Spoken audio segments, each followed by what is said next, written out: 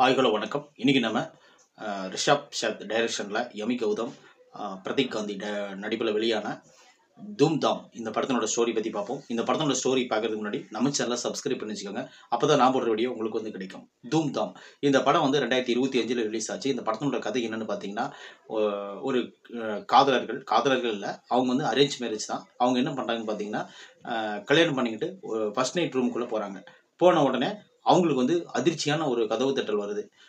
கதவு தட்டி திறந்த உடனே அங்கே நிற்கிற அந்த கும்பல் என்ன பண்ணுறாங்க பார்த்தீங்கன்னா, சார்லி எங்கே அப்படின்னு சொல்லிட்டு இவர்கிட்ட கேட்குறாங்க. சார்லினா யாருன்னு எங்களுக்கு தெரியாது அப்படின்னு சொல்லிட்டு இவங்க எவ்வளவோ எடுத்து சொல்லியும், கண்டிப்பாக அந்த சார்லி உங்கள் வீட்டு தான் இருக்குது, எங்களுக்கு கொடுங்கன்னு சொல்கிறாங்க. அதுக்கு அந்த பக்கம் இவங்க அந்த இடத்த விட்டு தப்பிச்சு ஓடுறாங்க. தப்பிச்சு ஓடினவங்க அந்த சார்லி எங்கே அப்படின்னு சொல்லிட்டு அந்த வில்லனுங்க அவங்ககிட்ட கண்டுபிடிச்சாங்களா, இந்த ஹீரோயினும் ஹீரோவும் அந்த சார்லி அவங்ககிட்ட கொடுத்தாங்களா அப்படிங்கிறது தான் இந்த படத்தினுடைய மொத்த கதை. இது ஓப்பனிங் ஆரம்பிக்கும் போதே நல்லா கலகலப்பாக இருக்குது அந்த படம். தூம் தாம் வந்து உண்மையிலே ஒரு ஹிந்தி படம் தான். ஏன்னா கொஞ்சம் கலகலப்பாக இருக்கும். டப்பிங் அந்த மாதிரி நல்லா ப்ராப்பராக கொடுத்துருந்தாங்க. அதுக்கு காரணம் வந்து என்னென்னு பார்த்தீங்கன்னா, இந்த படத்தில் நடித்த நடிகர்கள் தான். பிரதீப் காந்தி வந்து ஒரு பயந்தாங்கோலி. ஆக்சுவலி அவர் பொண்ணு பார்க்க போகும்போதே நான் வந்து ஒரு வீரன் அப்படிங்கிற மாதிரி ஒரு பெட் டாக்டராக இருப்பார். அதாவது வந்து விலங்குகள் டாக்டராக இருப்பார், வெட்டினரி டாக்டராக. அவங்க என்ன பண்ணுவாங்க பார்த்தீங்கன்னா, நான் வந்து ஒரு பெரிய வீரன் அப்படின்னு சொல்லி இன்ட்ரடியூஸ் ஆகிடுவாங்க. பொண்ணு வந்து நான் வந்து அவங்க அப்பா அறிமுகப்படுத்தும் போதே பயங்கரமாக ஒரு இதாக அறிமுகப்படுத்துவாங்க. அம்மாஞ்சி பொண்ணு மாதிரி அறிமுகப்படுத்துவாங்க. அதாவது என்னென்னா, எங்கள் பொண்ணு வந்து எந்த ஒரு வம்பு போக மாட்டா, நல்லா அடக்க ஒடுக்கமான பொண்ணு, நீங்கள் வந்து எப்போ வேணாலும் சண்டைக்கு போட்டிங்கன்னா பொண்ணு பயந்துக்கும் அந்த மாதிரின்னு சொல்லிட்டு அந்த பொண்ணை பற்றி ரொம்ப வீக்காக அறிமுகப்படுத்திடுவாங்க. அப்புறம் இந்த ஃபர்ஸ்ட் நைட் ரூமில் சார்லி அப்படிங்கிற ஒரு பெண் ஒரு பொருளை தேடுறதுக்காக வராங்க. சார்லிங்கிறது இவங்க வந்து ஒரு ஆளோ இல்லை வேறு நபரோ கிடையாது.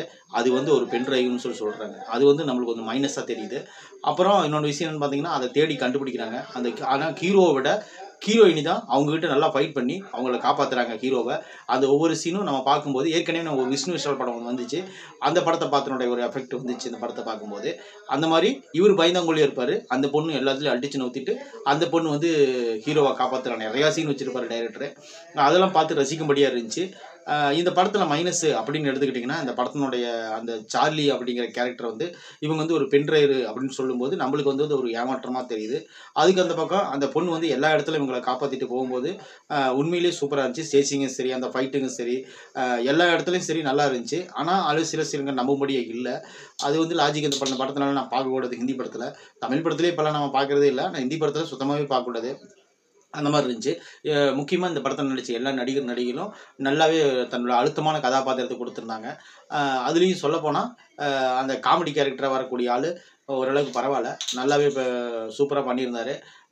அது இந்த படத்தை முழுக்க அவர் ஹீரோ தான் காமெடி கேரக்டராக பண்ணியிருக்காரு. அது போக இன்னொருத்தர் இருக்கார், அதுவும் கொஞ்சம் ஓரளவுக்கு நல்லா பார்த்து ரசிக்கும்படியாக தான் இருந்துச்சு. அப்புறம் வில்லன்கள் வந்து டம்மியான வில்லன்கள் எல்லாருமே ஒன்றும் பெருசாக ஒன்றும் பில்டப் பண்ணிவிட்டு ரொம்ப கொடூரமான வில்லன்கள்லாம் கிடையாது. அந்த பென் டிரைவரே எடுக்கணும். அந்த பென் டிரைவுக்குள்ளே ஒரு சம்பவம் இருக்குது. பணம் சம்மந்தப்பட்டது, ஒரு கொள்ளை கும்பல் சம்மந்தப்பட்டது ஒரு பென் டிரைவ் இருக்குது. அதை எப்படி அவங்க கண்டுபிடிச்சி எடுத்தாங்க, அது என்ன ஆச்சு, அந்த கிளைமேக்ஸ் வந்து கொஞ்சம் கலகலப்பாக முடிச்சிருப்பாங்க.